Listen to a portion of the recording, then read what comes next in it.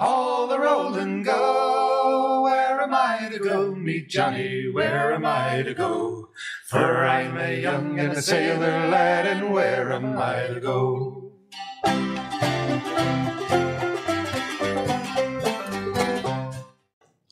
Hello, and welcome to Where Am I to Go podcast. Today we're on the Oregon coast, Depot Bay, which is just north of Newport, a little bit south of Tillamook, kind of out in the middle of nowhere. I guess it's the world's smallest bay. It's the world's smallest navigable harbor in the world. Whale, Sealife and Shark Museum, and a whale research eco-excursion. Here in Depot Bay, we do whale watching, but I also have a museum. My name is Carrie Newell. Okay, you introduced yourself. I was going to introduce you, but you got it, so we're good. Okay. Okay, and we just happened this morning to decide, we decided 2 months ago that we were going to go on a whale watching tour. And our whale watching tour this morning was absolutely fantastic. We saw one whale, which I guess you could say was maybe a little bit disappointing, but we're early in the season. But the boat ride was unbelievable. She's got a Navy SEAL raft with 600 horsepower on the back.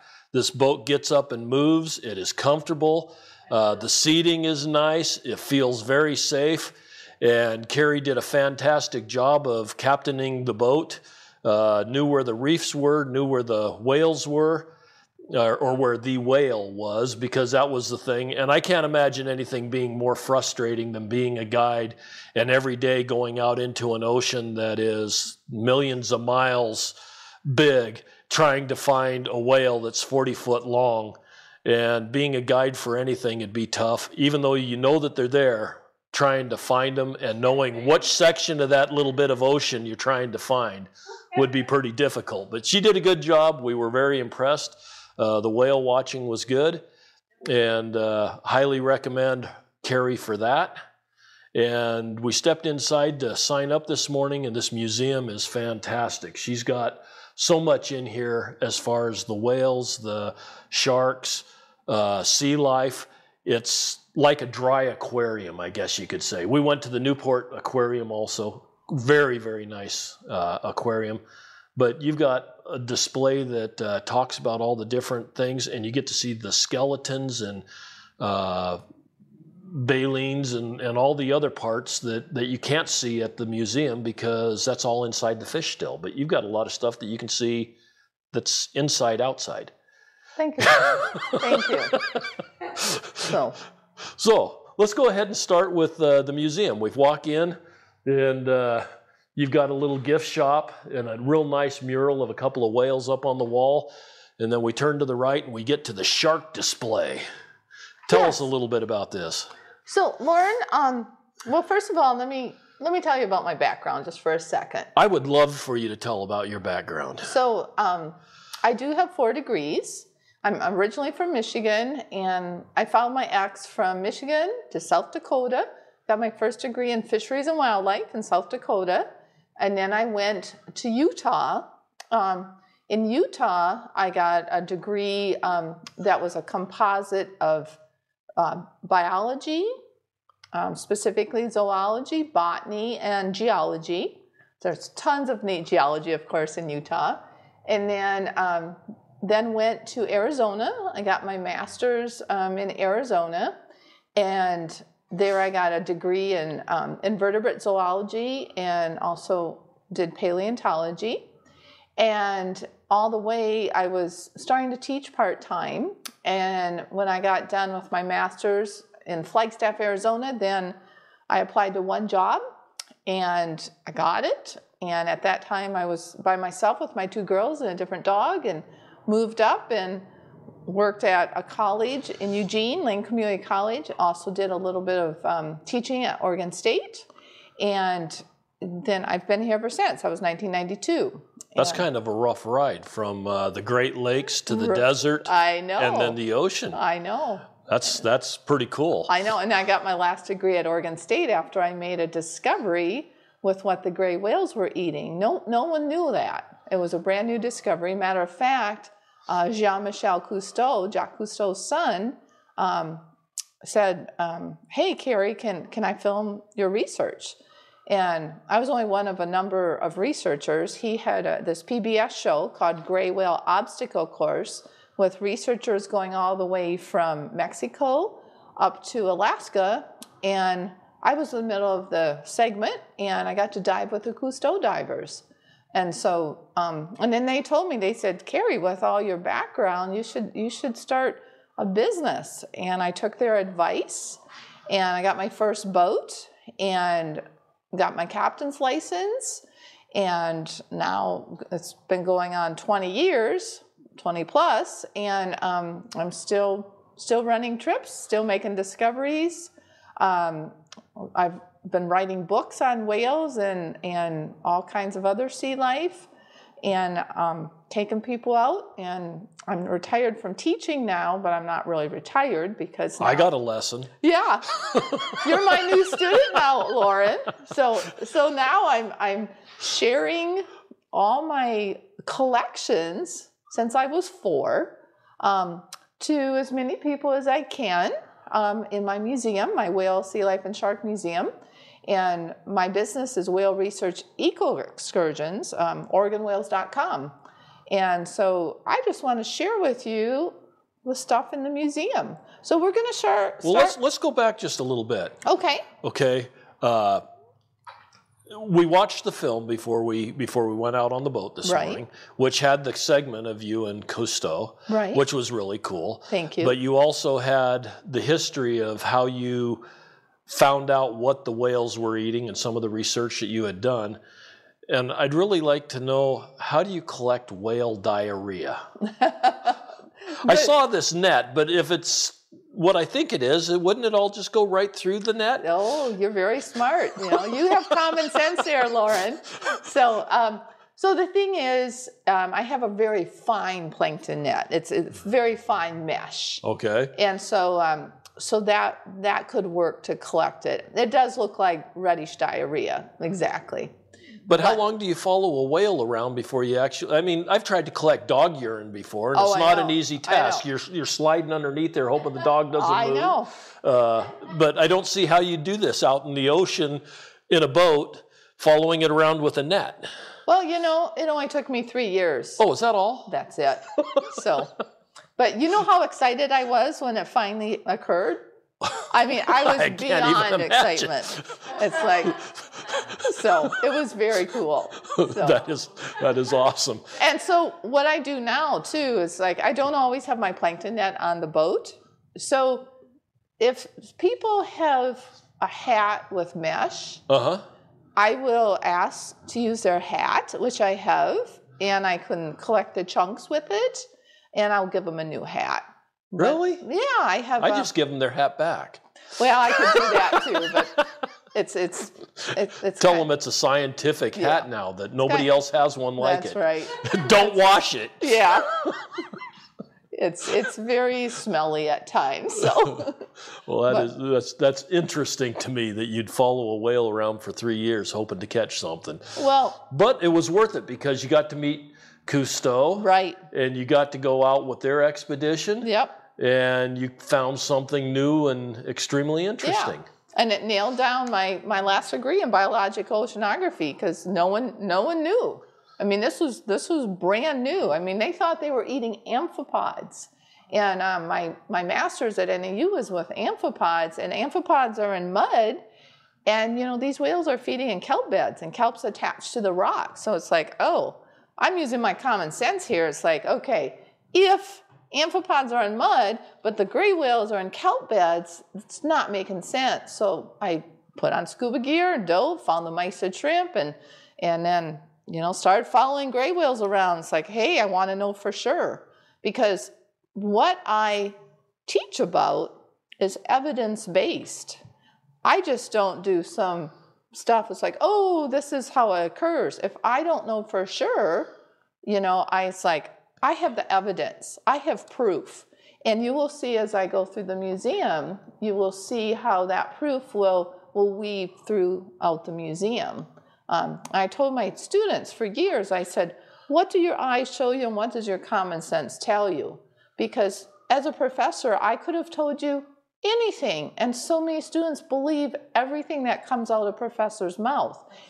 I told them, do not believe what I say. You know, use your common sense, and what do your eyes show you? Because that is the truth. Yes. And I think that's so distant of a concept, really, in today's world, where we are told what the truth is and you believe it 100%, or else you're an idiot.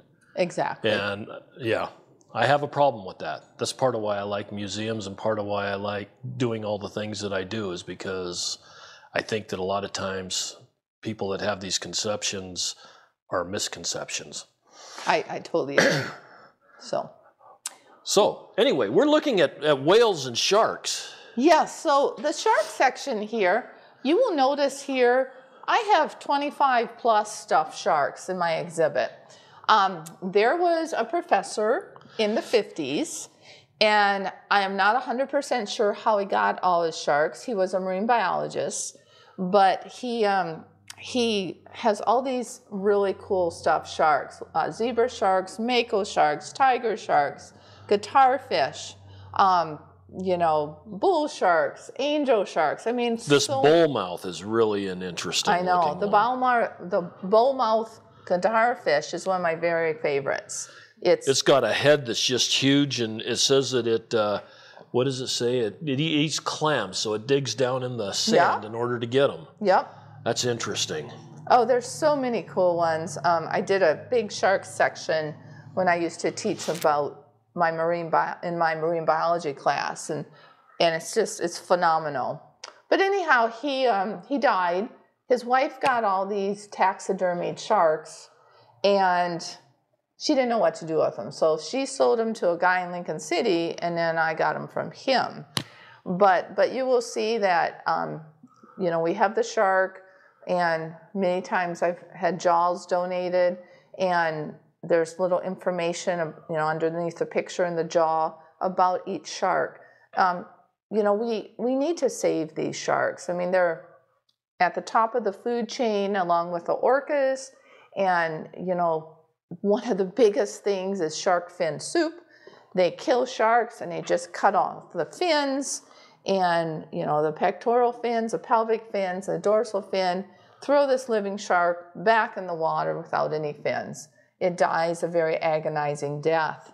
And so I love to educate people about how important sharks are to the environment. They keep everything in balance. I mean, we need predators and we need prey. And if we don't have the predators, then the prey go out of balance, and it screws up our whole ecosystem. So with my shark exhibit, again, I like to not only teach you about the various sharks, but also let you know how important the sharks are in our ecosystem. And something else that's really cool, you talked about the taxidermied sharks that you've got, and you said something about the jaws, but she has the full mouth rings out of lots of different types of sharks, including a hammerhead that has the bone that goes out to the two sides of the hammerhead that hold the eyes in, with the jawbone there. And all of these are really cool displays as far as the way that the jawbones are displayed, the way that the whales are next to it, the way that you have it talked about as far as which whale it came out of. I mean, not whale, shark. But tell me a little bit about sharks' teeth structure, because they lose their teeth on a regular basis and keep regenerating them. Is that correct? That is 100% correct. So when a shark bites, I mean, it loses teeth. Okay. Okay, because first of all, its whole body is made up of cartilage. Okay. There's no bones in a shark? Bones. No bones in a shark? No bones. It's all cartilage. And then they have their teeth, and so their teeth are just loosely connected to the cartilage, and so as they bite in, you know, they'll lose some teeth, and they can replenish those teeth in as little as 24 hours. Really? There's about 7 rows of teeth behind the front row. Okay. And so when one tooth is lost, another one pops into place. They come in as kind of a rotation, it looks like. Yeah, it kind of looks like shingles on a roof. Yeah, they just kind of fold up in as a. She's climbing over her. I can't quite reach it. We're good. You can just point it out. Okay. Well, anyhow, it's you can kind of see on some of those. Right. Yeah, like that one and that one. Yep. But yeah, it's pretty cool. And the thing is, you look at the teeth, and the teeth tell you what they eat. So let me give you a little shark lesson here, Loren. So you're looking here, for example, at the great white teeth. Okay. You notice the top teeth are triangular. Right.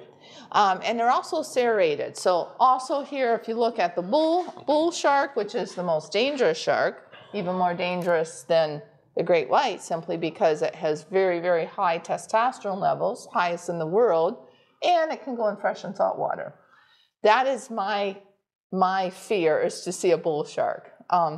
Because they're just, they're very aggressive. How big do they get? Well, they go 10, 11 feet. Oh, so wow. Not huge, but still they can be aggressive. And they choose to be aggressive. Yeah, because they have so much testosterone going on. Okay. But notice their teeth. So their teeth are triangular. You saw the great white's teeth are triangular and serrated. And the great whites are the second most dangerous shark. And then here we have the tiger shark. That's the third most dangerous. And you notice it has also triangular teeth, although they're very slanty. I love tiger shark teeth. I think it's the prettiest tooth, how it slants and They stuff. really are a pretty tooth. Yeah, it's gorgeous. And they're the third most dangerous. And they're called the garbage can shark because they can eat anything. As you can see, a 6-foot missile, a suit of armor, a box of jewels, a fur coat, a keg of nails. I bet they got a lot of nutrition out of those dinners. Lots of nutrition. But those three most dangerous sharks, those are for cutting. So they'll eat bigger organisms, like great whites will eat seals and sea lions. And so they slice and dice. They cut chunks out of these bigger prey items. Matter of fact, great whites have the pointed bottom teeth. And so the pointed bottom teeth hold the prey, top teeth slice and dice. Oh. So whenever you see the triangular tooth, that's a slicing tooth. Okay. That slices into prey, like tiger sharks, like turtles. That will cut into the carapace of a turtle. What's a carapace? A shell? Carapace is the top part of a turtle. Okay. Yep, very good. You notice here with a goblin shark how they're pointed. Right. And a short fin mako, pointed teeth. And you're looking here at the black tip reef shark and how those teeth are very pointed. Those are grabbing teeth. So those will grab a fish, stab it, and then swallow it whole.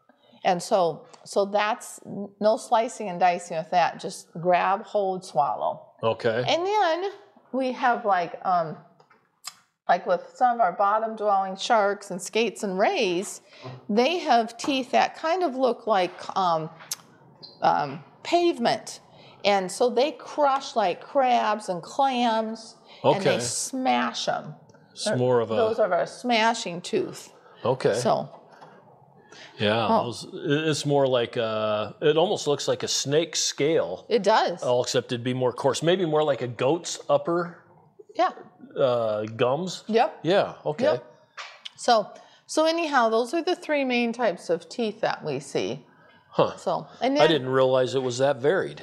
And yeah, so I can tell just by looking at a tooth what shark it came from.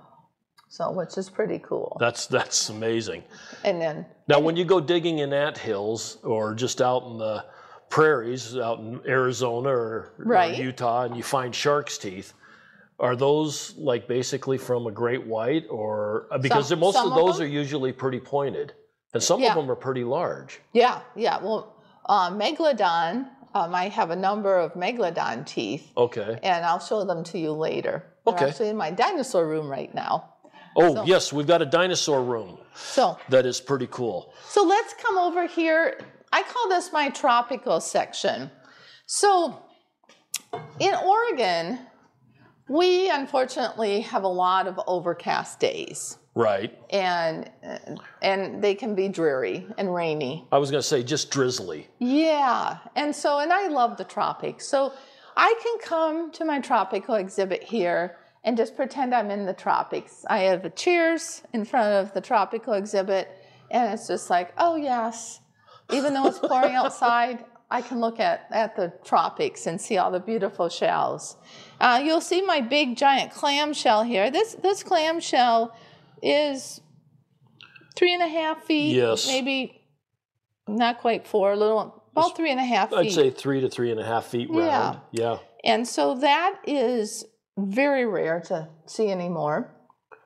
Some of those will grow into the 6 and 7 foot diameter sizes. They get big. Huge. Very big. And look at this giant sponge here and the giant sea star. So in here, I have a lot of things from the tropics. Some of them I found, some of them were donated, some of them I bought. And so I just wanted to show you the diversity of the tropics. Plus, I also in this section do an I Spy exhibit. So you have little binocs. Okay. And there's I was wondering what those were for because it's pretty close. And it says, I spy a flying lizard. So you see what the flying lizard looks like, and then you need to find it. You can use your binoculars or your naked eye, and then you just scan through the whole exhibit. I tried to embed them in the exhibit so they would blend in very well. And so there's a gecko there, there's a flying lizard. Oh, thank you for pointing that out because I would have been looking for that for a long time. It's hard. They're embedded in the exhibit. I'm not really good at the I Spy games anyway. But there's a whole bunch of stuff in here. There is. And she's got a lot of corals, abalone shell, some of the big conch shells, coconuts. Yeah, there's coconuts. Yep. There's some starfish. Just a whole variety of the tropical shells that you would see if you were probably in Hawaii or Polynesia or absolutely. In Micronesia, wherever. Yep. So that's my tropical section. Then we come over here to the intertidal. So in the intertidal, we have 4 zones, spray, high, mid, and low.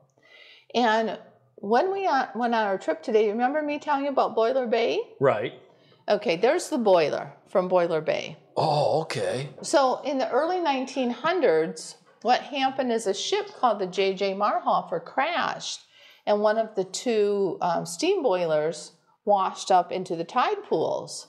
And it's still there. It's huge. I mean, it doesn't look real big here, but I'm putting some more pictures, and you'll see that it's, 8-10 feet tall. Wow. And so it's a good landmark so I can show the differences in tides.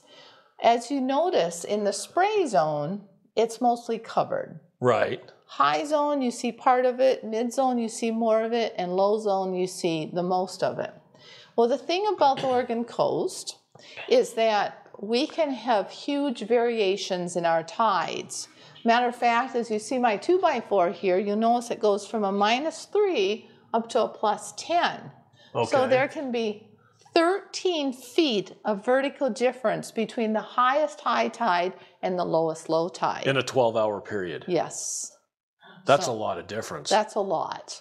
So anyhow, and I wanted to give people a visual of how to do that. And we normally try to take the buoys here and put it next to high tide and low tide. So you know. Oh, so that every day you know what the height difference is. Exactly. Wow. And the thing that's cool about this display is that having walked on the beaches, we've been traveling up from California. We went to Glass Beach, just north of San Francisco there in Fort Bragg. Have you ever been there? I have. That is the coolest beach because it was a dump at one point in time, but we were there at a really nice low tide, and you were able to see all kinds of things that had been molded into the rock, and almost fossilized rock. You had your glass.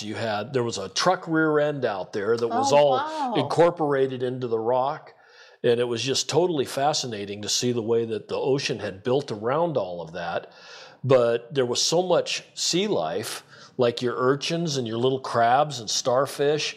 We saw some abalone and some of that in those little tide pools.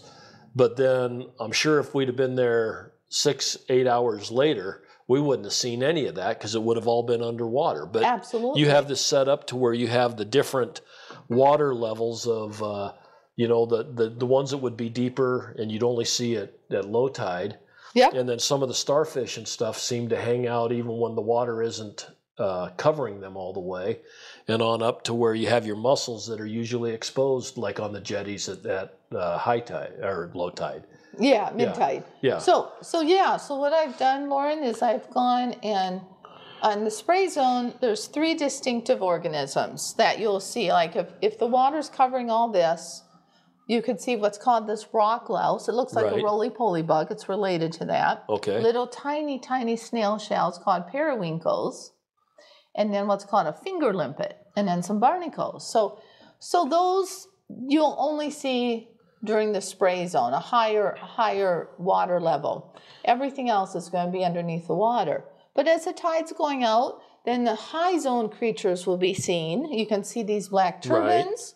And what's called these purple and line shore crabs, and what are called the limpets here. So now you're starting to see some of those critters, which are characteristic of the high zone. And as we move down, and tide is continually moving out even more, you're going to see your sea stars, your ochre sea stars, your California mussels. You're starting to get into some gooseneck barnacles, some chitons, and they're amazing.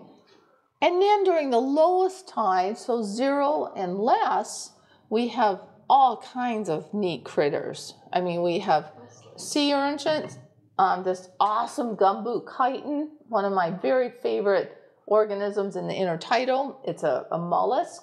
It has a big foot on the underside and has 8 butterfly-shaped plates that embed into its body. I found some of those on the beach. They're so cool, aren't they? Mm-hmm. They're amazing. And of course, sea urchins. And I got to tell you a story. So, tell me. When I would teach marine biology, I would put the specimens on the test, a practical test. And so what I did is I took one of these sea urchin tests that have lost its spines, and that's what you call it after it lost its spines. It's called a test. Okay. When they have the spines, like this one's a big red sea urchin, and these are purple sea urchins. And they drop their spines. What's left is a test. And that's dead. It's dead, yes. So my Okay. student came up to me and she said, Carrie, she said, can you please give me a hint? What do you call this? And she had a test in her hand. And I said, it's a test. She said, I know it's a test. Give me a hint. And I said, no. I said, it is a test. She said, I know it is a test. Just give me a hint. So she got it wrong. But when we graded the test, she said she'll never in her life forget what a test is. I'll bet she won't. Yeah. So anyhow, that's and that's what I've shown in this exhibit. And a couple of other cool things. I have a little this little sand exhibit here. It looks like the sand's gotta get some more sand, but I put all the different kinds of clams that you might see, and then you have them in the sand, and kids like to play with that. But you can identify the different clams, and most of these are edible. And then another really cool thing, and I have a little story about it. It's the story of the Piddock clam. So, did you guys see? These were all over the place at Glass Beach. That's what I was wondering. I was going to ask and what we're looking at is what we saw was a rock wall or a soft sandstone wall of some sorts or another with lots of little holes in it and clams all over on the inside, clam shells and stuff. Little round snail-looking thing. Yeah. Well, let me tell you the story of the Piddock. Okay. So the Piddock is a clam, and you should know that all clams, and a matter of fact, pretty much all the invertebrates, when they're tiny, they're up in the plankton. Okay. So when these Piddock clams were tiny, they were in the plankton, and when they come out of the plankton, they land on soft sandstone, a sandy, limey rock. And their lifestyle is that they come down and they drill into a hole, and they twist, And if you notice, see the serrations on the butt end? Oh, okay. And yeah, it's like sandpaper on the butt end of their shell. Yep, and as they twist, they make their hole, and once they're in there, though, they're stuck the rest of their lives. But now they're filter feeding. Right. They have their home, and now they filter feed and live in that rock the rest of their life. And the best display of that I've ever seen was there at Glass Beach. Yeah. I mean, it was just, there were just walls of it. It's amazing. Yeah. And this is off of the Oregon coast also? Absolutely. Lots just of if you're walking along the cliffs? Yep. Wow. Yep. Now, another question I have, just because you were talking about the spray zone, along the Oregon and California coast, you've got lots of islands out there, little rock islands and stuff, and you have trees. Are those trees mostly feeding off of the spray, or are they reliant totally on fresh water for their roots and stuff? Because they appear to be pine trees from the long distance and on. Shore pines. We have shore pines and Sitka spruce. Sitka spruce and shore pines are our two main conifers right along the coast. They do need to have fresh water. Okay. But they can tolerate having the sea spray on their needles. But they don't really get their water from the sea spray. No. They're dependent upon the rains and the fog. Absolutely. Okay. Absolutely. Good question. So, yeah, and if you notice here, I did have this wall painted. I love astronomy too. Matter of fact, I love all aspects of science. I have had all the ologies you can think of: entomology, insects, ichthyology, fish, mammalogy, mammals, ornithology, birds. You name it, I've had it. And so I've also taken a number of astronomy classes, and some of my favorite constellations are up here. And I want to also show, if you're lost, how you find the North Star. So I want to go over this. You see the bears. You see the Big Dipper and the Little Dipper. Right. Ursa Major and Ursa Minor. And the Dipper, the two stars on the far right of the pan, the Dipper, are called the pointer stars. Right. So if you're anywhere in the Northern Hemisphere and you want to know where the North Star is, you take your hand and you make a fist. And then you go, when you're outside, take the two pointer stars furthest away from the handle, and you go 1, 2, 3, and it will point to Polaris, which is the tip of the dipper of the Little Dipper. Right. And that's the North Star. And see, I do it a little bit different, because Cassiopeia is a great big W. Oh, yes. And so Cassiopeia and the Big Dipper, when you come out of the Dipper, the handle points straight over to Cassiopeia, and right in the middle is the North Star. Oh, that's cool. But if it's an overcast night, you need to blow a lot up into the sky to get them clouds to separate so you can see it. That's right. That's awesome. And I also like Orion, because Canis Major, is the dog biting at the heels of Orion the hunter. And, and the Milky Way, you can see a lot of times the Milky Way coming up. And I'm a Scorpio, so I had to put Scorpio up there. So, but so this is a neat display. I don't really understand how they got the animals out of the stars the way that they are. I've always tried to figure that one out. About the closest I can figure out is Orion. Oh, I know. But the rest of them, and the Big Dipper, and the W, but I don't know how you get Cassiopeia out of W. Well, she's sitting on a reclining chair. Think of her sitting on a reclining chair. Okay. She's a queen, and she has her knees up, and she's kind of bent a little bit in a W. Okay. That's how I envision it. You know what's so cool that I learned not too long ago? What's that? God named some of the constellations. Really? You know that? Nope. Tell me a story. Bible.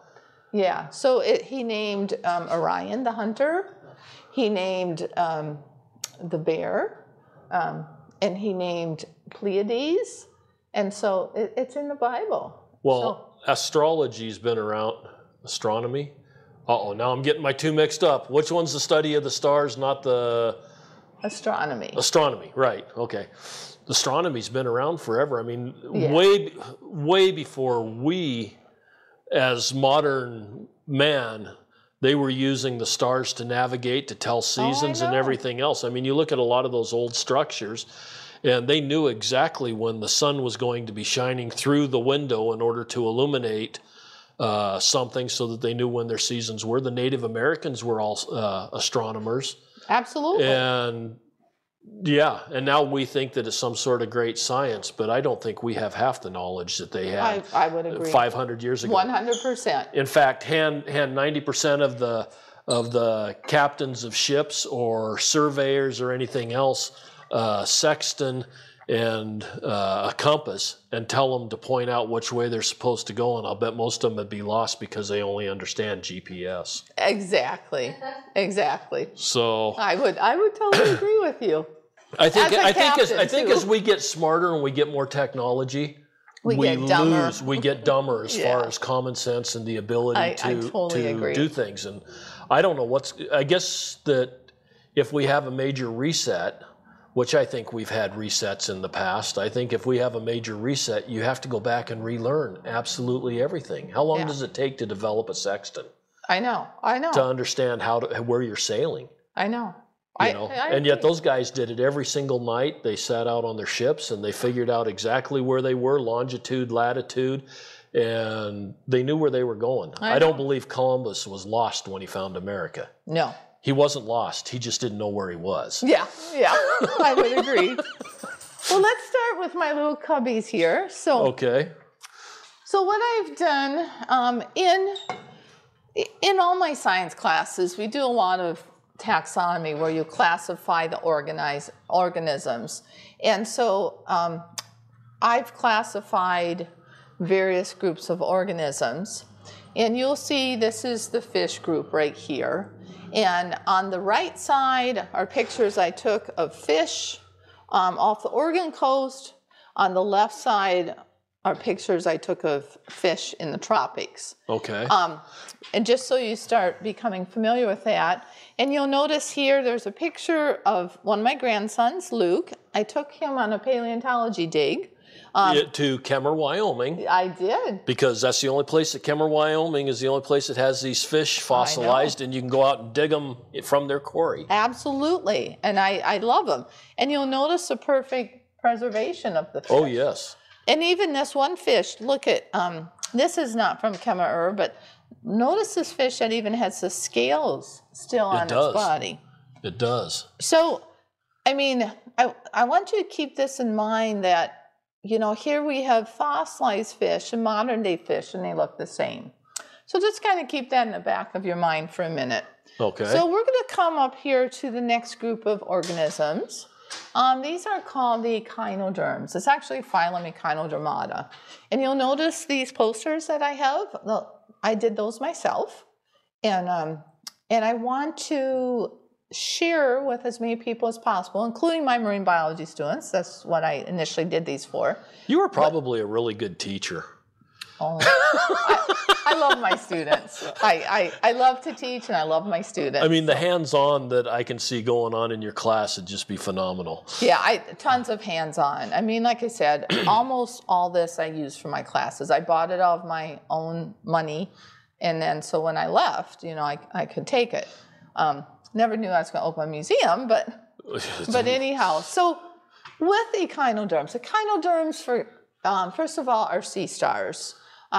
So some people say starfish, but that confuses people because they think it's a fish. It's not. So the technical term now is sea stars, and then sea urchins, sea cucumbers, sea lilies, sand dollars, and brittle stars. So when you are looking at all these groups, I've put here characteristics that are unique to this group. And as we go through each of these cubbies, there's going to be characteristics that are unique only to this group, okay? Only. Okay. So first of all, water vascular system to move. If you are a sea star or a sea urchin, you suck water in your body, and you have all these kind of canals and everything, and eventually what happens, it pumps water through all these canals, eventually with hydraulic pressure pushes out the tube foot, and then they can move. So basically a jet motor. Yeah, Yeah. Yeah. Like how a boat pushes Yep, itself yep, or an yep, airplane very pushes good. itself because of the difference in pressure Absolutely. pushing out. Okay. So that's really cool. And you can see here how that water vascular. You'll see 5-sided radial symmetry. And most echinoderms have parts in 5s. Okay. Okay? And so when you see them, it's, everything is mostly in 5s. And then the endoskeleton, which is called the what? Urchin. Or the test. The test. I failed. Yeah, very good. Test. And so these tests are very, very fragile, as are many other parts. And I'm going to have you hold one later, and you'll see that one of them is heavy, like a rock, and the other one's light as a feather. So as you're looking at my exhibit, you will see, for example, with these hard urchins, the ones on the left are rock. They're Okay. heavy as can be, and the ones on the right are modern day. Now, do they look the same? They look very, very similar. Yeah. Yes. Yeah, Yes. they're almost identical. Almost. Yes. Yeah. And look at here. Look at my sand dollars here. Do you notice the brown sand dollars? Right. And then the white ones? Right. Well, the brown ones are fossilized, and the white ones are modern day. Oh. And the And I've brown seen ones are fossilized ones that are actually rock and highly polished that are just absolutely Oh, they're beautiful. gorgeous. Yeah. And they're heavy, They right? are. Oh, yeah. So how many sand dollars do you actually find whole on the beach? Not very many. Not very many. Because You what find a lot of happens- seagulls where there's parts of them. That's right. That's a western gull, by the way. Oh, okay. The western gull. Yeah, remember that? Yeah, from you the told trip? me that on the trip. Yes. Oh, you flunked that part too, See? Loren. That's just the way it goes. So anyhow, with the sand dollars, they get broken up very easily because the waves hit them and everything else. But you notice all these fossilized ones, they're whole, aren't they? Yeah. Yeah, well, I'm going to get to that in a moment. Same with the sea biscuits, fossilized in modern day. You'll see that all the sea urchins, you have modern day and you have fossilized tests. You see that with the brittle stars, and brittle stars are so brittle. I mean, even when they're living, I hold them. It's like, oh, I don't want you to break anything off, and they'll many times break tips of their arms off, and they'll regenerate them. But I'm like, oh, I want to be so careful with you. But you notice that with the brittle stars, notice perfect preservation. Do you see the fossils? Right. Perfect preservation. Do you see any broken arms? No. No. And same with the sea stars. You see perfect preservation. And with what are called the sea lilies here, modern day and fossilized, perfect preservation. So when you're looking at this stuff, if you're a person who has a lot of common sense, it was like, they look the same, right? I see that with my eyes. I see it with my Right. eyes. They look the same. And my common sense tells me they didn't change, okay? It's obvious that they haven't. I mean, all the designs are so similar that you Yeah. couldn't tell the difference. Yeah, they're very similar. So I was inundated with evolution in all my classes. Right. Evolution has changed over time. And the thing about evolution is they say that there is some beginning ancestor of every living thing on this earth. So, using my common sense and looking at my collections, I'm like, I don't believe that. I never have. And this is the reasons why. First of all, there are absolutely no transitional forms. When you hear in the paper or hear on the web about, oh, we found a new transitional form, they really did not find a transitional form. They did not find a form that was halfway between, say, an echinoderm and a fish. Right. Because in the evolutionary tree, echinoderms lead up to the fish. Have you ever seen part of a sea star and part of a fish? No. No. Have you ever seen part of one organism and part of another organism of anything? No. Of anything? No. let me ask you this. So, bacteria. Let's go to bacteria. Bacteria is very tiny. Okay, and there's 3 kinds of bacteria. The bacillus, the rod shape, and then the coccus and the spirillum. Okay. Okay? And so when you're sick, you get all this bacteria reproducing asexually. Do you think even a rod type of bacteria will turn into a coccus, a round bacteria? No. No. If it's... But the scientists will tell you that that doesn't happen, and yet they tell you that it does happen. Aren't they speaking out both sides of their mouth? They are. And the thing is, if in fact there were true evolutionary forms, you would see a number of transitional forms going up through the fossil record. You see none. 0. You can see artists making them. Right. But in reality, if you go and you really look at the true data and the true specimens, that is not the case. And I think this is one of the biggest hoaxes that we're trying to give our students and our children and even adults, because evolution in itself does not work. Number 1, no transitional forms. Number 2, if you start with a small ancestral cell, like an amoeba, let's just say like an amoeba-like organism. Okay, and an amoeba-like organism now changes into a sponge, and the sponge, up the evolutionary tree will change into a coral and on up the line.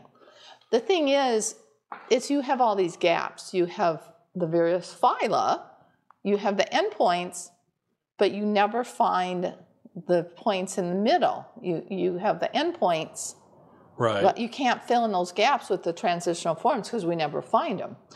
Because a couple other things. When we go from something that is more simplistic to something more complex, more ordered, it goes against the second law of thermodynamics. Think for 1 second. Things in nature break down. Would you guys agree? Would you agree with that? Oh yeah. How many of you have ever put, say, spaghetti in the refrigerator and left it in there for 3 weeks? Right. Mm-hmm. You get the mold and the mildew on it, and it breaks down and everything else. Well, it always breaks down to its constituent elements. It doesn't build up into a better spaghetti. It breaks down. You put a car in the field. What's going to happen after 20 years putting a car in the field? It's going to deteriorate. It's going to deteriorate. Right. Yeah. It's going to break down. Right. Second law of thermodynamics. Things go from a state of order to disorder. Okay? They don't go from disorder to order. Okay? You can't take something and blow it up like the Big Bang and now have order. Right. You have disorder. Okay? And so the thing is the second law of thermodynamics, that's a law. That's a law. That's something we can see all the time. We can see it at work. And when they say that things become more complex, it's like, I don't believe that. Another reason is smaller organisms, like say for example, sponges. A very simplistic organism, but still lots of simplistic complexity into it. So you're going to have a genome, the number of nitrogenous bases in a sponge that will be a lot less than would be in like a human. And there's only 4 bases. In the DNA, there's 4 bases. There's called adenine, thymine, guanine, and cytosine.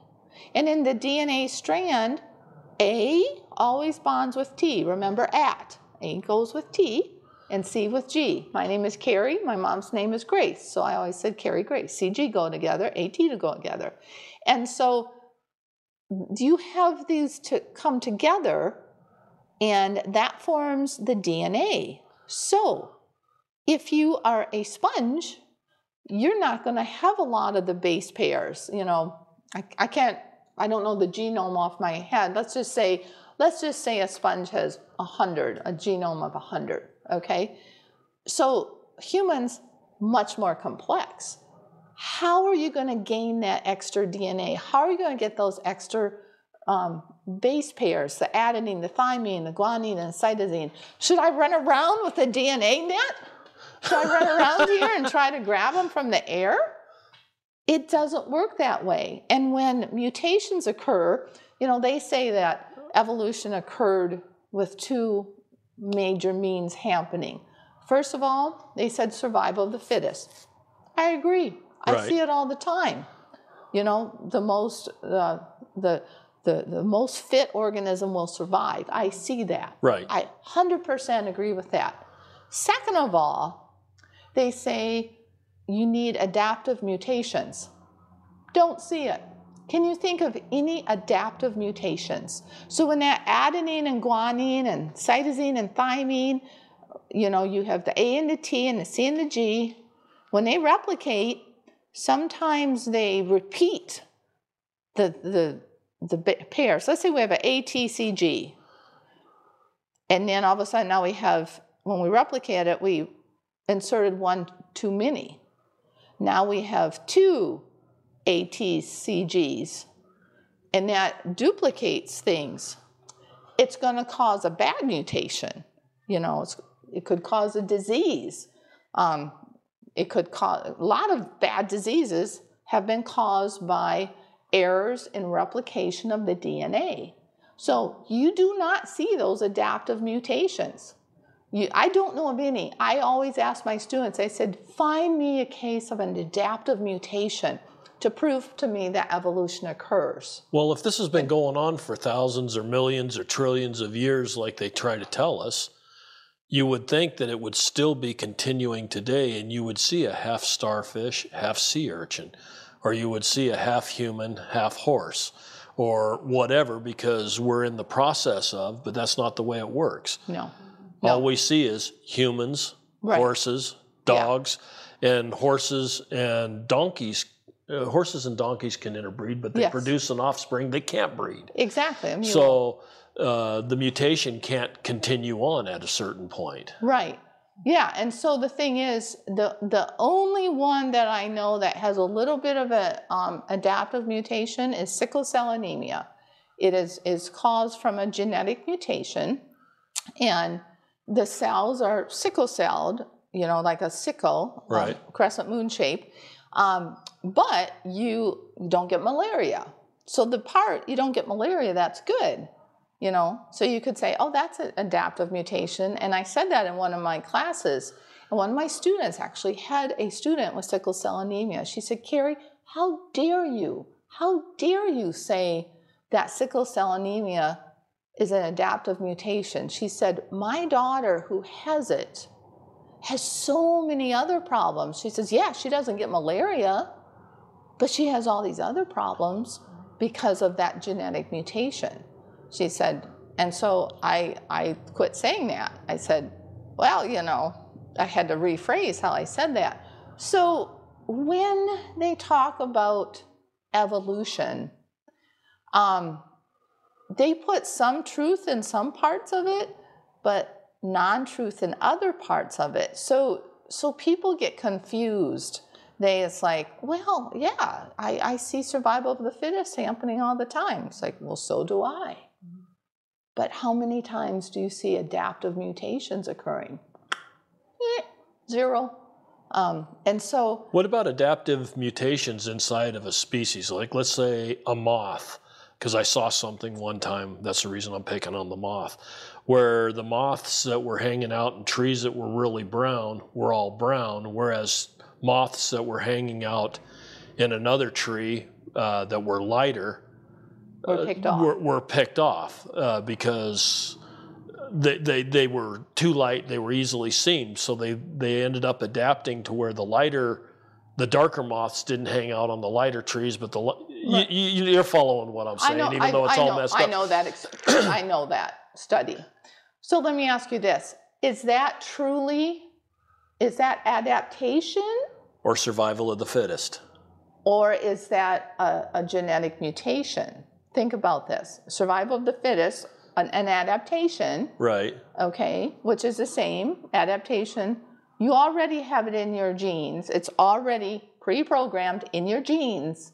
You've just had it selected for. It was selected for because if I'm a white moth on a dark bark, it's going to be easier for the birds to pick me off. So now you're picking off all the white ones, and all the darker ones are staying because the birds can't see them as well. So now the darker ones are going to reproduce more. Reproduce, right. Survival of the fittest, right? Because Right, they're more exactly. fit because they're darker. It's an adaptation.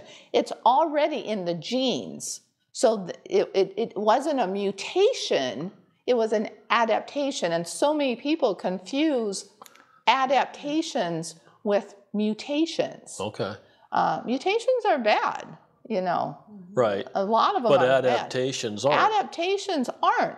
I mean, so many times, you know, things adapt to their environment because they have to. Well, humans are the same way. I mean, you've got people with dark skin Yeah. living in hot places, and Yeah. people with light skin living in Absolutely. the far north, you know, Yeah. the Netherlands and So- such. Yeah. So the first thing, you know, I want you to kind of rethink that evolution thing, because, you know, we really don't have the proof for it that scientists say we do. And another thing, like in all the geology classes I've had, and I've had so many, you know, they would say that it takes fossils millions of years to fossilize, and it, you know, and they say that, you know, they're different and all this. But as you see, I have an extensive collection of fossils. But let me ask you something. If it would take millions of years to fossilize something, do you think that sand dollar would break up in that process? You would think. You would think. And I'll have you hold some of the very light tests, and they're so fragile. It had to occur quick. And it could have. I mean, with geological earthquakes And I'm going to get to that in a minute. and volcanoes and other things that happen, I could see. Well, even tsunamis. You know, Yeah. you could have a big influx of water coming into an area. And you're getting to the point I'm going to get to here in a minute. So let's go Okay. to the next group. Okay, we're getting to the next group. So By the way, each one of these displays is totally fascinating outside of our creation evolution discussion. They're fascinating in their own right, but this conversation is one that I've always wanted to have. I've tried to get podcasts at a couple of creation-specific museums that have really cool stuff, but they won't do a podcast with me because they're afraid I'm going to destroy them when I edit. And I find the conversation fascinating, and I'm interested from your academic, science-based education as to what's going on here. This is an education. oh, good. Well, I always back it up with evidence. I mean, when people come at me, I'll show them the evidence. I mean, how can they dispute evidence that they can see with their own eyes? Right. So, And whether you're taking it from a creation standpoint or this is the way it is, it still disproves evolution. yeah, evolution. Evolution is a hoax. It's. I feel it's the worst thing that has happened in science, and ultimately has caused many other problems in our country. And yet it's a pervasive point of view through all of your ologies. Every single ology. Absolutely. It's a pervasive Absolutely. influence. So here we have the arthropoda: crab, shrimp, lobsters, barnacles, trilobites. And some unique characteristics here. They have an exoskeleton that they molt. Right. Okay? And then they have a compound eye. And there's a little thing. Take a look in that. So have you ever tried to kill a fly and it scoots away? Oh, yeah. Well, they have all these little segments. Okay. Oh, And you they, already looked. Okay. Oh, yeah. And they can see. They have great peripheral vision. And so that's unique. I mean, that's unique with these arthropods. And so, and with an exoskeleton, I always say it's like, wow, if I was a crab, you know, here I am, you know, I have my external clothes and I'm gaining weight. So now it's like, oh, I got to put on a bigger, you know, sweatshirt, whatever. I'm like a crab. Right. I'm growing a new exoskeleton that's bigger that I can grow into, which I don't want to grow into. But anyhow, I got to tell you a neat story. So I'd always do mini experiments with my students. So one time we had a hermit crab, and it was a female hermit crab. And so if you hold them upside down, a lot of times they'll come out of their shell, which I never do unless I'm doing an experiment. So I held this one upside down, well, one of my students did, and we had 4 other shells, and we wanted to see which one she would choose. Would she go back into the one she came out of or choose one of the other 4? And we had different sizes. So we had one slightly bigger than the one she was in, bigger than that, bigger than that, bigger than that. And so she came out, and we knew she was a she because she was brooding eggs. And she went to the first one, and she stuck her legs in, and she tried to pull it up. It's like getting into a very tight pair of jeans. And just like, this is not going to work. And she discarded that one. And then she went to the second biggest one, and she was pulling it up, and she got it over part of her abdomen. And it's like, too tight. And she got rid of that one. And then she went to the third one, and I'm narrating this the whole time, by the way. It's like, oh, yeah, that's me, you know, trying to try those tight jeans on, and they don't fit, you know. And so then she goes to the next one, and she got it on, and it's like, well, yeah, this will do, but, you know, I kind of want a little more room. You know, I'm going to get bigger. I have these babies. So she got rid of that. Then she took the biggest shell. It's like, oh, yeah, nice big one. It's like, oh, I'm nice and comfy here. So it was hilarious, you know, watching this hermit crab where she was going and trying all these shells. Because, you know, with hermit crabs, they have to have another shell in order to survive. So anyhow, I just wanted to side point on that one. Yeah, it's a cute, true story.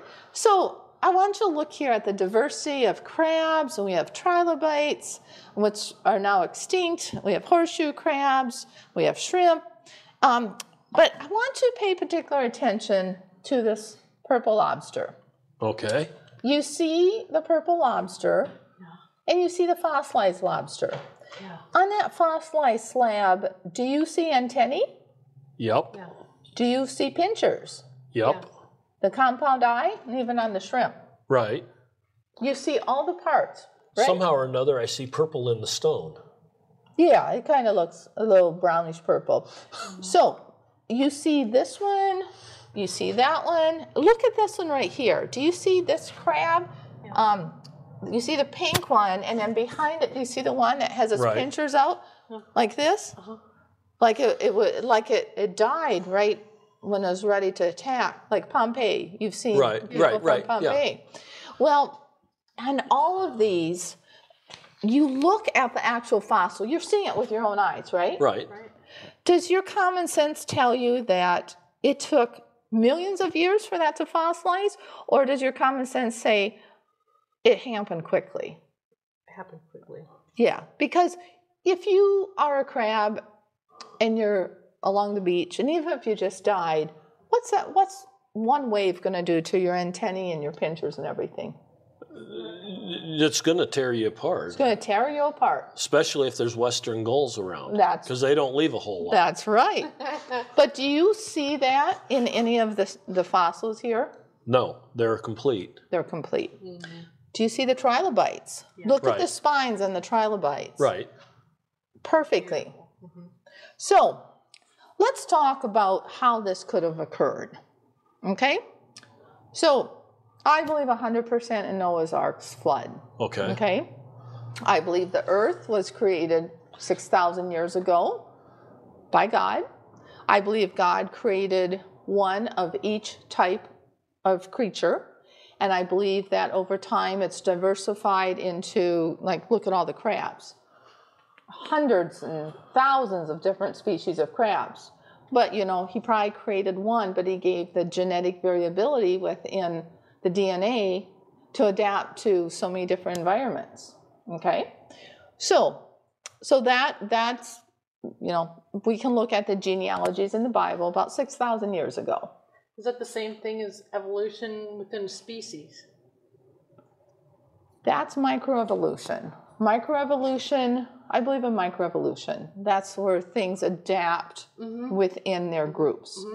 So that's, you can call that microevolution, not macro. Macro is when you change from huge groups, like I changed from phylum Arthropoda to phylum Echinodermata. Yeah. Something totally different.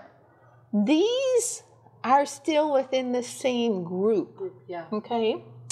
So, they have the genetic diversity. yes. Yeah. Each one, you know, say you had one shrimp put on this earth and one crab, you know, one trilobite, but there was enough genetic diversity put in the DNA that it could adapt to all the environments that it encountered over time. And so when you are looking at this, first of all, you see that, but you also see evidence of the flood.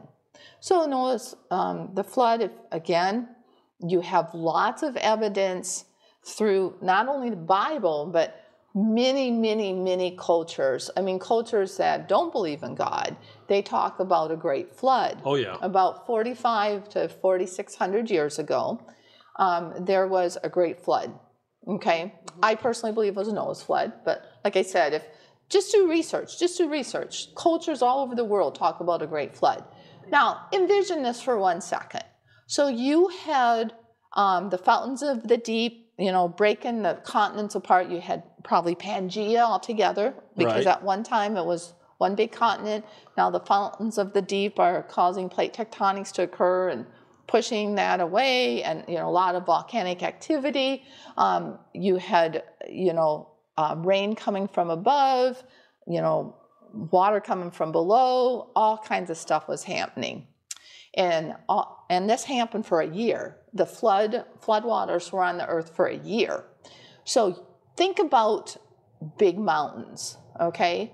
Think about, for example, if you ever read about how the Columbia River was formed. Lake Missoula, the dam burst, and the floodwaters from Lake Missoula came down, rushed down, and scoured out lots of parts of Idaho and Washington, and eventually formed the Columbia River Gorge, which is gorgeous. Right. But I mean, that was quick. But now think about this for a moment. You have some mountains.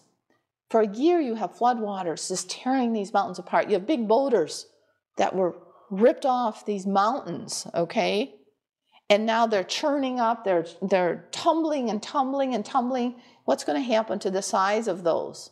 They're going to shrink. They're going to shrink. They're going to get smaller and smaller and smaller and smaller and round up. Yeah. And eventually, they'll become pieces of sediment. Would you agree? Right. We see this today. I mean, we have evidence of this today. We see it all the time. Now, after a year, the floodwaters subsided. Okay? Now, when they subsided, keep in mind, there's a lot of, you couldn't take the marine organisms on the ark, right? Why would you? Yeah, they're in the ocean. Right. So the crabs, the clams, the shrimp, the sea stars, all of that, they were still in the water. And now you have this huge sediment load. They're immediately covering them, and boom, they're still alive. They're still alive, and they're being covered. They're smothered when they're still alive. Look at this. There's no other way. If these would have died, they would have broken apart. But no, even this crab that has its fossilized, it has its pinchers up. It was fossilized, it was still alive. Yeah. Does that make sense? Can we go further than that? Sure. Have you ever heard the theories of the mud floods? That every so often the earth shakes or whatever, and it creates mud that just covers everything. It's a theory that's coming out pretty strong. in the conspiracy world. But yes, Linda. But that could have happened during the flood when the waters were receding. It could have happened at any point in time. We have Mount St. Helens that blew up in 1980 that dumped massive amounts of sediment into the Columbia River, the ash and everything else. What could have been fossilized in the 1980s all the way down the Columbia River out into the ocean from just that one event? Yeah. I mean, and this stuff goes on all the time. Yeah. But the thing, and the Sahara Desert has been ocean 3 times, I think, in its history, where it's been completely covered, and they find artifacts from people that moved with the water as it was receding until it became the desert again. Yeah. And then it floods again. I mean, they've got recorded evidence of this happening. So Noah's flood is just one event that could have done a lot of this, but I think we have events in our own lifetimes that could have done the same things. Yeah. So on much smaller scales. Much smaller scale, yeah, right. I believe most of the fossils that we see, like in my collection and in any museum I've gone to, most of them were caused during Noah's flood. Okay. I believe that. And some of them, yes, are still forming. And I wonder how long it really takes to fossilize when I look at Glass Beach and I see all of that garbage fossilized because it's all in the stone from the water and the elements. I know. And it's all a conglomerate of glass and metal and rope and just tons of stuff from the garbage that they were dumping into the ocean. Yeah, exactly. It's all coralized, I guess is what I'd call it, but that's basically a fossil. Yeah, absolutely. Okay, we're going to jump into the next group. We're going to jump into phylum Mollusca. And phylum Mollusca, these are like the snails, the clams, the squid, the octopus, nudibranchs. Nautilus. Nautilus, yep. Nautilus, fossilized ammonites, so all kinds of cool things. This is probably my favorite phylum overall. And I love the cephalopods. Cephalopods are squid, octopus, cuttlefish, ammonites, nautilus. So the thing that characterizes a mollusk is mantle tissue. Have you guys ever eaten calamari? Right. And clams? Squid, right. Yeah. Okay, clam. You've eaten the mantle tissue. Okay. That's the characteristic of a mollusk. There's other characteristics. You know, a lot of them have shells, but not all of them. But the mantle tissue. Okay.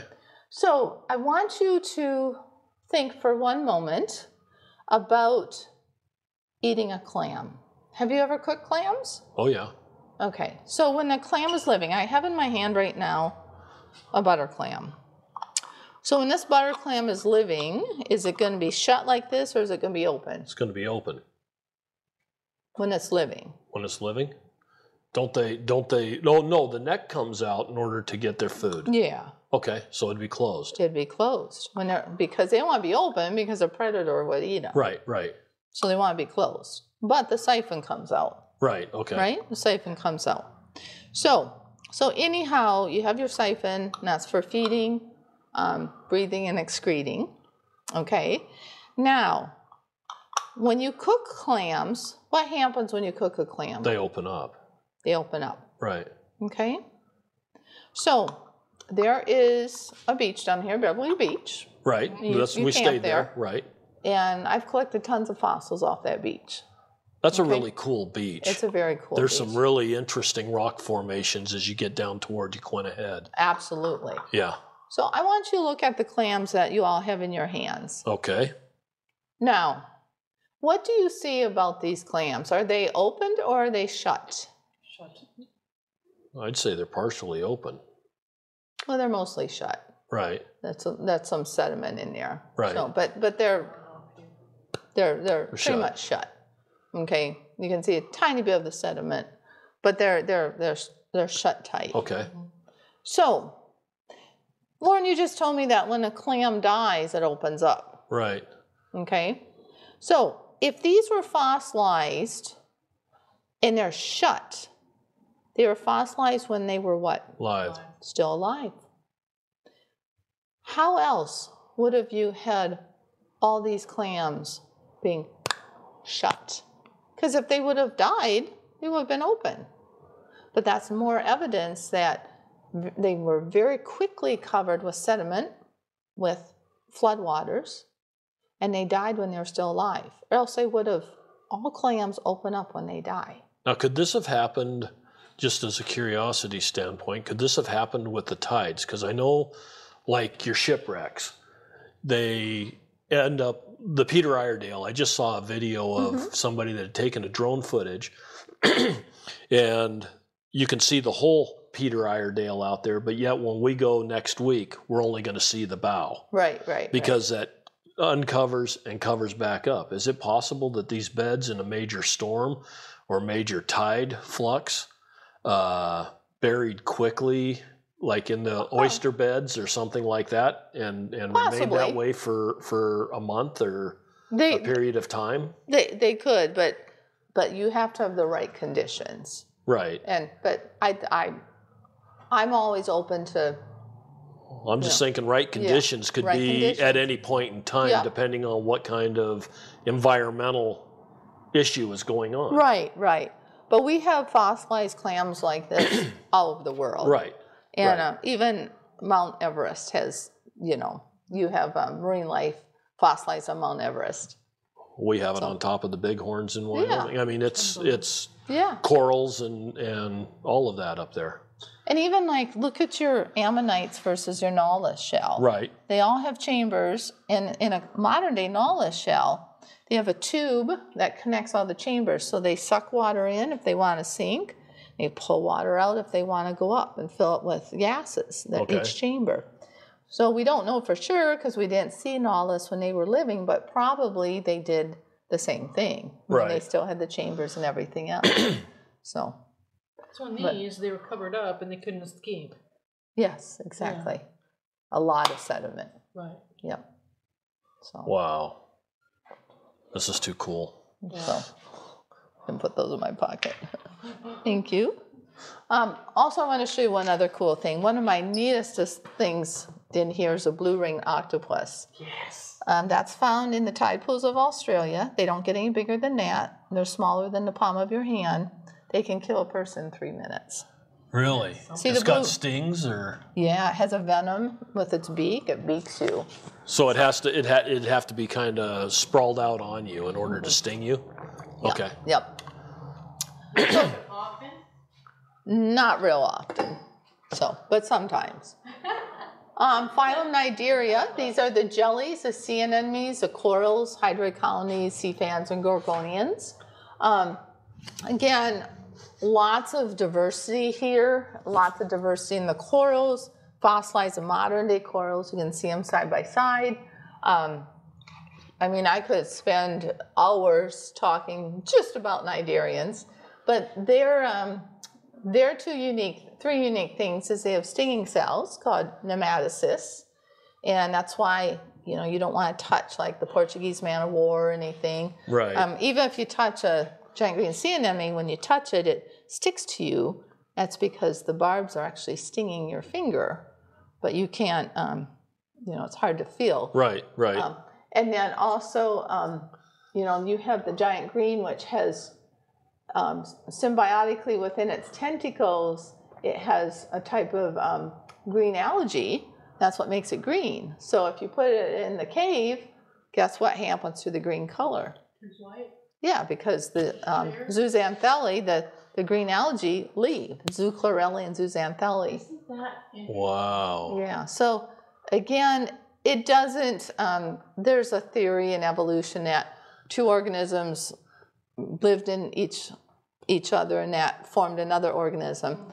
No, it's just a mutualistic arrangement where, if you have algae living in your tentacles, the algae is making the food, but now they have a home to live in. Right. And now the sea anemone is getting free food because it's providing a home for the algae.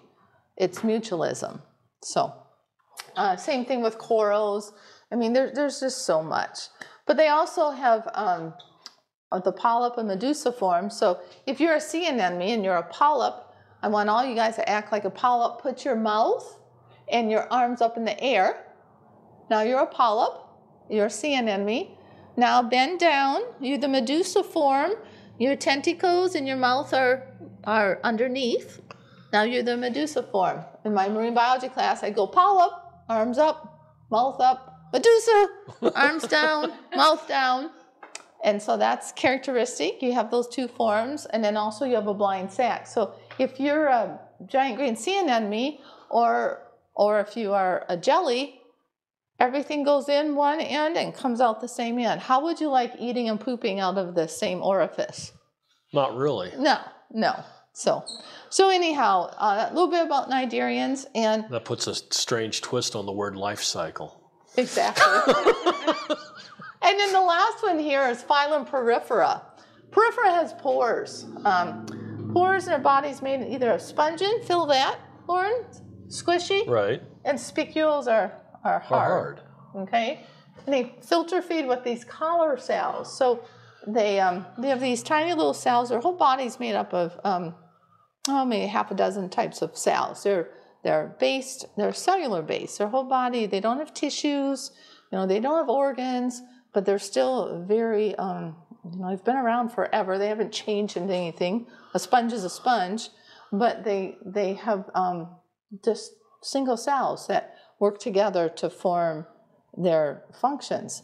Matter of fact, one of the experiments we do, we take a living sponge, we take a screen, we'd squish it through a screen, it disassociates into its individual cells, and they come together on the other side. Oh, really? Yeah, very cool. Wow. So again, you see that, and a fossilized sponge looks just like the modern day. That's a big sponge. Yeah, the giant barrel sponge. That is so cool. Yeah, I've seen them diving. They're 6 foot tall and weigh 180 pounds and a lifespan of 2,300 years. Yep, That's a big sponge. it is a big sponge. Wow. So let's run You up. probably need to keep those me. in check, otherwise the ocean would just dry up. Exactly. Well, let's run upstairs. Let's look at a few other rooms. This is extremely fascinating from the aspect of you can go to the aquarium, and like I said earlier, I think, you can see all these animals live, but when you come here, you can see them fossilized, you can see the internals, it's just such a neat display, the way that you have this displayed. It gives a whole different idea of what's going on with all of these things. And not only that, if you are a creationalist, it supports that very well. If you're not a creationalist, there's still a lot of cool stuff to see. If you wanna go down the evolution route, and that's the only way it can be, you don't present this in like a necessarily creation aspect. It's still very palatable to people that believe something different. So I find this to be a very nice museum from that aspect. Oh, thank you. And I do want people to Think. and use your common sense, and what do your eyes show you? And that's Right. why when I was explaining about the cubbies, I get a number of people who believe in evolution. It's like, that's what they want to believe, let them believe that. But I want them to think about some of the aspects I've mentioned to them. We should all be challenged. Always. Always challenged. I'm always being challenged by other people, and it makes me think more, and it makes me do more research, and then I feel I become a better teacher because You've worked through the problems. Yeah. Yes. Yeah. No. Because I you think have to see both sides of it to understand truly, right. the pros and the cons. Yes, I love being challenged on things. Me too. Because it makes me think. And I think that this museum presents it that way, to where people that are evolutionists can be challenged, but at the same time, you seem open enough to have them challenge you. Absolutely. And it's all here. Anytime. And whatever you want to take from it, you can take from it. Yep. If you can learn even one thing, if you can learn the difference between a seal and a sea lion, There you go. and we were on the trip today, and you saw I have that. ears. I have ears. Okay. And these are posters I made. So we're in the pinniped room. Pinnipeds are seals, sea lions, and walruses. And I also have some otters in here. So let me first of all talk about sea lions. You'll notice this mural. These are life size. So we saw the harbor seal, and we saw the stellar sea lions. And these are life size. California sea lions are in Newport. Elephant seals, there's more of them in California. So The big thing, sea lions have ear flaps, okay? As you can see here. Seals have holes behind their eyes, okay? Sea lions have these long front flippers, so you can kind of see, and they swim with those long front flippers. Seals have short front flippers, and they swim with their rear flippers. And we saw that. We saw baby harbor seals, and they were glumping along because they cannot put their rear flippers underneath their body. We saw that. We saw them, they do what's called a banana pose many times. And then California sea lions and stellar sea lions, which we saw the stellars, can put their rear flippers underneath their body, as you see with all my pictures. Okay. Okay?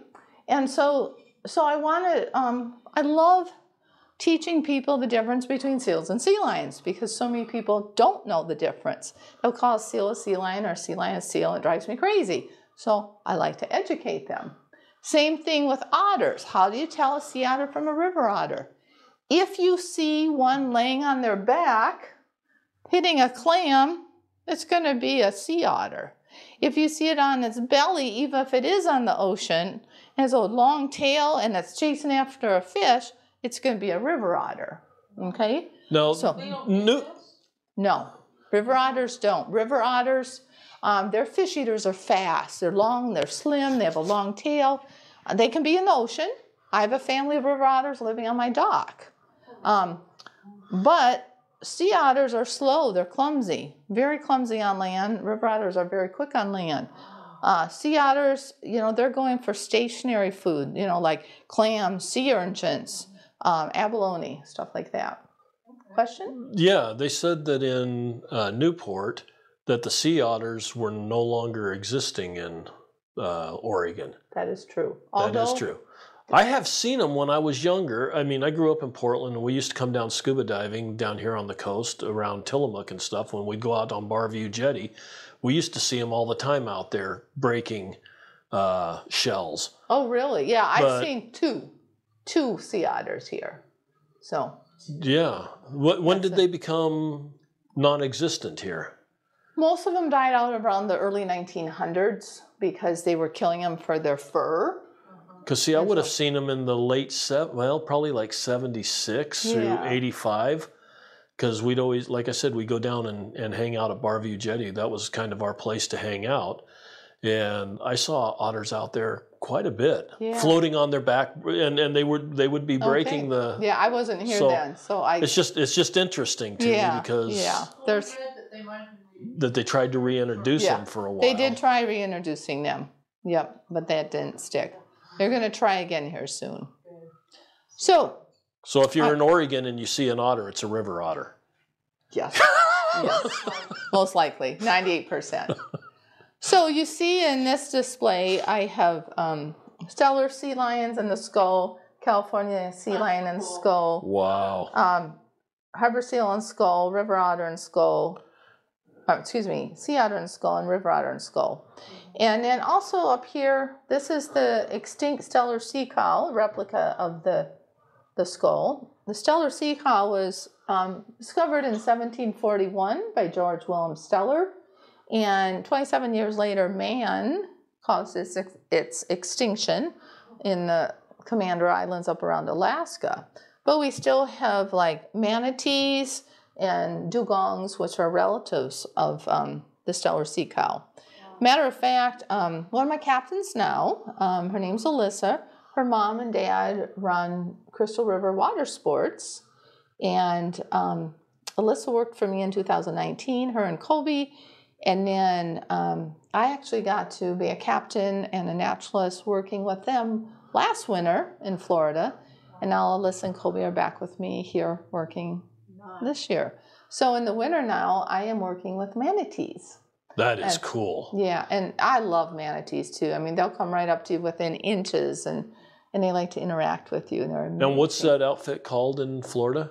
Crystal River Water Sports. Crystal River Water Sports. And what town is it near? Crystal River. Okay, where's Crystal River near? Crystal River is, if you go about an hour due west of Orlando. Okay. You'll run into Crystal River. No. Okay, so it's on the Atlantic side, not on the Gulf side. It's on the Gulf It's side. on the Gulf side. Okay. Go west. Okay. So Wow. let's go into the bird room here. Well, I've got a sister in Orlando that I may just have to go visit this next winter. Oh, it's amazing.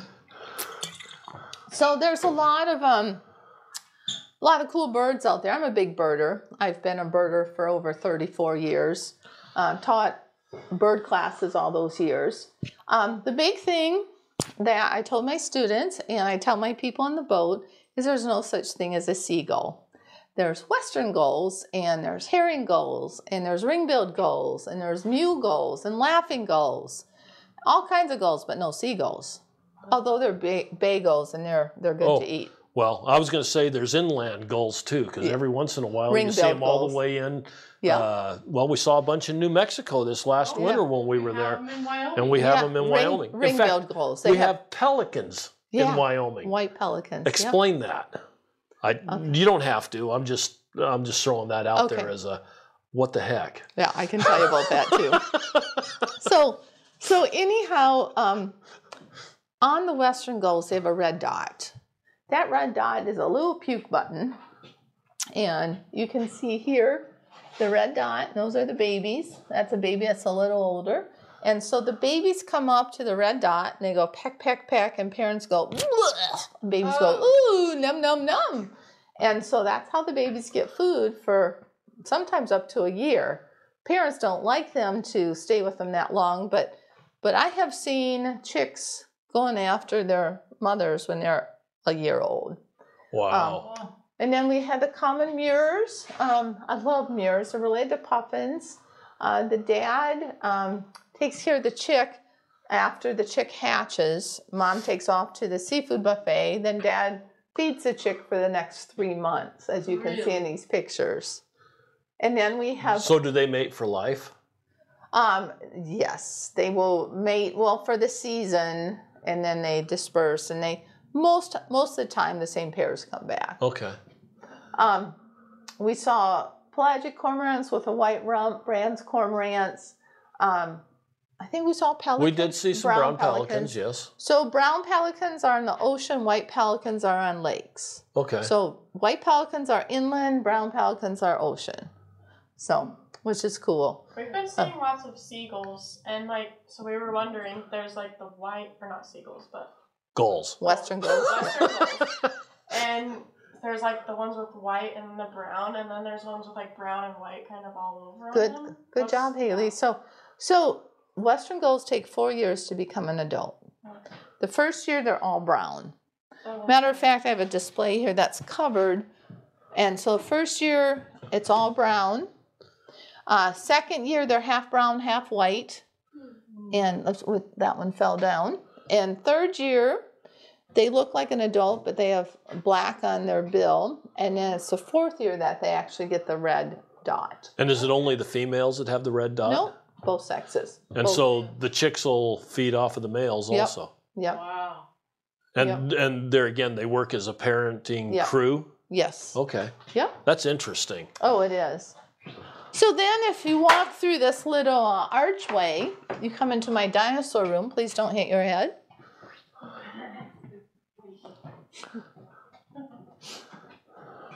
So my dinosaur room, in about another, realistically, less than a week, I should have it totally done. Like I said, one of my degrees was with paleontology, so I absolutely love all fossils, especially fossil dinosaur stuff. You notice here, this is a fossilized dinosaur egg nest. Oh, wow. Wow. Haley, I want you. Don't drop it. Oh, wow. They're heavy. Ooh. That even popped my shoulder. It was heavy. That is heavy. Yeah. So that's 3 eggs. That's another dinosaur egg, real one, a real dinosaur footprint. So I got a lot of real stuff in here. Cool. That's neat. This is an ichthyosaurus. This is a fossilized reptile that kind of looks like a dolphin. But another way that we know that things were... We were learning about those just the other day. Were we? Yes, out in the desert. Out in the desert. Oh, yeah. In Nevada. Mm-hmm. So this is a real vertebrae of an ichthyosaurus, and these are the real scales of an ichthyosaurus because it was a reptile. Looks like a dolphin though, doesn't it? Yeah, it does. So what's so cool about the ichthyosaurus in the fossil record is it was giving birth and it got fossilized in the process of giving birth. And I've seen the actual fossil of that coming out of the birth canal was a baby ichthyosaurus. Really? Once again, that means it had to have happened Like that, quick. yeah. Quick. So you see that. And a lot of cool stuff. And I have a reptile section. I'm actually going to add some real mammals in here. I'm going to cover this and have little portholes. And I have a javelina, which is, of course, a mammal, but just so they can see some modern day mammals in my little portholes. You got an armadillo, too. I have an armadillo, yep. He's not even flat like the ones I see in Texas. Oh, I know. I've got a lot of fossilized poo here. You know how I like my poo. Mm-hmm. These are from all kinds of different species. Coprolites, very good. Yes, there we go. Okay. Good job. Now, something that, a couple things. There's a couple reasons I did the dinosaur room. So, number one, of course, I love dinosaurs in all aspects. But number two, there's a lot of misconceptions out there about dinosaurs right now. So many museums and everything say that dinosaurs evolved into birds. Think about this. Again, using your common sense and what do your eyes tell you.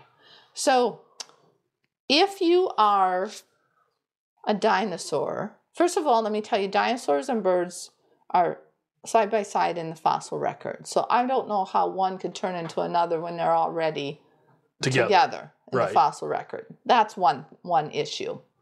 Second of all, they say that there's feathered dinosaurs. Well, there's all the feathered dinosaurs are coming from a place in China, and they do a lot of fake stuff, I'll put it that way. Matter of fact, I took a picture of one of the so-called feathered dinosaurs down in the Natural History Museum in California, and I zoomed in on the feathers, and you could tell they were actually painted. And really? Yeah. And so I don't believe that. A couple other things, again, using my common sense and my knowledge about birds, since I've taught birds for over 35 years. So birds are warm-blooded, okay? Reptiles are cold-blooded. Now, dinosaurs might have been what's called endothermic. Now, endothermic means they're cold-blooded, but there's mechanisms that will trap heat in their body that makes their muscles more efficient, and their inside body temperature could be 10, 20, 30 times greater than the outside temperature. Okay. Great white sharks have this, mako sharks have this, tuna have this, swordfish have this, marlins have it. So lots of fish in the Arctic. Yeah. So it's like antifreeze. Yeah, and they can hold their heat within their body, and so make them appear somewhat warm-blooded. But again, their temperature still varies with the environment. Whereas true homeothermic, warm-blooded animals, our temperature can only vary within a few degrees, or else we get sick and die. Okay? So dinosaurs were cold-blooded, although they could have been endothermic, working at a warmer temperature range, whereas birds are warm-blooded, because they have to be warm-blooded because it takes a lot of energy to fly. Second of all, reptiles like dinosaurs, to eat, they have their, everything goes in one way, down into their lungs, lost stagnant air in their lungs, it mixes, comes out, and maybe up to 30% of the air is good new air, just like us. Right. Very similar to us. Birds, on the other hand, have a flow-through system, okay?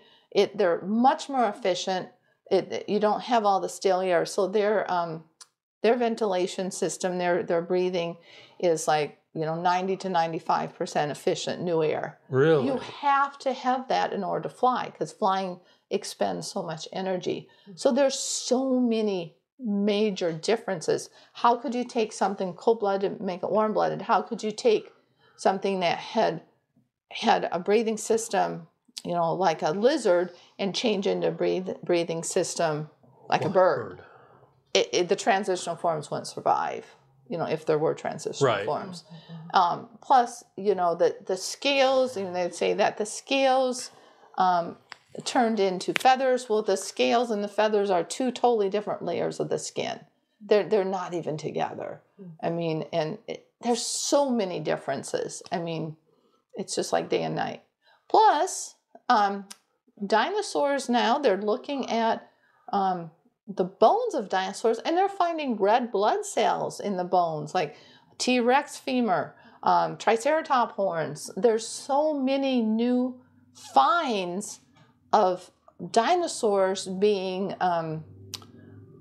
recently extinct, like really recent, like within maybe 100 years. There weren't dragon slayers 150, 200 years ago in all the nursery rhymes. Yeah. Well, I believe dragons were dinosaurs because the term dinosaur wasn't coined to the mid-1800s. Right. And previous to that, they were called dragons. You look at some of the really, really old dictionaries, they talk about dragons as being living creatures. Right. And so, and all these different, stories, I think were based on truth. Gilgamesh and numerous other ones. Plus Marco Polo, Alexander the Great, they have talked in their log books about seeing dinosaurs. And there's so many types of records and artifacts that show that people and dinosaurs lived at the same time. I mean, like cultures all over the world. I mean, they've made paintings. There's a painting, a cave painting in the Southwest showing a brontosaurus. Mm-hmm. And it's like, unless they had seen it, how could they make this look like that? Because they found a bone. Yeah. A bone. Yeah. And like Loch Ness. Yeah. That's a plesiosaur. I believe it's still living myself. And then, they can see, besides the paintings, there's artifacts that look like Protoceratops, like a Triceratops. And there's, like in the cathedrals in England, they have dinosaurs, and they even have the dinosaur skin, Right. There's cultures all over the world that show dinosaurs that I can identify as dinosaurs that I have models of right now, but they didn't have the technology back then to piece together all the parts and then say, hey, this is that. But I've researched cultures, 25 cultures over the world that have some type of dinosaur that I can identify as one of the dinosaurs I have a model of. So I truly believe they just died out recently from man, humans, killing them, just like the mammoths and stuff like that. Mm-hmm. So, and that's the thing that people are going to say, oh, you're crazy. But what does the evidence tell you? I mean, right. That's the thing. I mean, how else could you have red blood cells? Is a red blood cell going to stick around 65 million years when they think the dinosaurs became extinct? No. So we have to be open-minded. We have to look at the evidence. Like I said, what does the evidence show you and what do the eyes tell you? You see with your eyes, you're seeing red blood cells in a bone of a dinosaur. Mm-hmm. Okay, what does that tell you? So, wow. Yeah. And so I don't want kids to be inundated that dinosaurs turned into birds. I don't know if you saw the videos in Florida a couple years ago of the iguanas falling out of trees because it was so cold. Mm-hmm. Could those iguanas grow wings and fly? I don't think so. Yeah, well, very interesting. I want to show you one more room, my whale room. Good job, Coda. Oh, and I forgot to mention Coda, my whale watching dog. She is a very, very, very famous dog. She has her own Instagram page. Coda finds the whales for us. She does. And the otters and the seals Yep. and everything else. She's a spotter dog. She is. And she's good at it. And she only barks when she finds whales. I taught her and another dog, and when they were pups, I got downwind from a gray whale, and gray whales have really stinky breath, like the worst fart you've ever smelled. And so they saw him, they heard him, and it's like, whale, whale, whale. And they connected the dots. So Coda is very good, aren't you, honey? Yeah, she says yes. Okay, let me show you in here. Okay, let's go. Wow. So this is my whale room. What I've done here on the left side is I've shown you the Arctic. You know, here's gray whales in the Arctic. You know, you have the stuffed polar bear, a narwhal, all kinds of stuff that you see in the Arctic. Then we have in the middle here, we have Depot Bay. And on the far right, we have Baja. You see at the bottom of the mural, you see life-size tail flukes. This one that's 20 feet is from a bowhead up in Alaska. This 12-foot one is from a humpback. This 10-foot one is from a gray whale, and this 9-foot one is from an orca. So life-size. That's neat. That's neat the way that you got that painted on there. Thank you. Oh, yeah. Let me take a picture of that. We hold your sweater, though. It's like here. I gotta stand clear back here. I know. That's really neat. There you go. And then I have in here differences between dolphins and porpoises. Triangular dorsal fin for a porpoise, hooked for a dolphin. Porpoises typically a shorter beak, dolphins usually a longer beak. The teeth are different. Porpoises, as you can see with the bones here and the skulls, they have flat teeth, whereas dolphins have pointed teeth. And so a lot of differences. You see a couple dioramas, one of the Arctic, one of various cetaceans. Cetaceans are whales, dolphins, and porpoises. You also see a mural here of San Ignacio Lagoon. I have taken people down to the lagoon for, I think, 15 times now. And it's amazing there because gray whale moms literally push their babies up to the boat, and you're the human babysitter. You can pet them, you can put your hand in the mouth and touch the tongue. I've done this many, many times.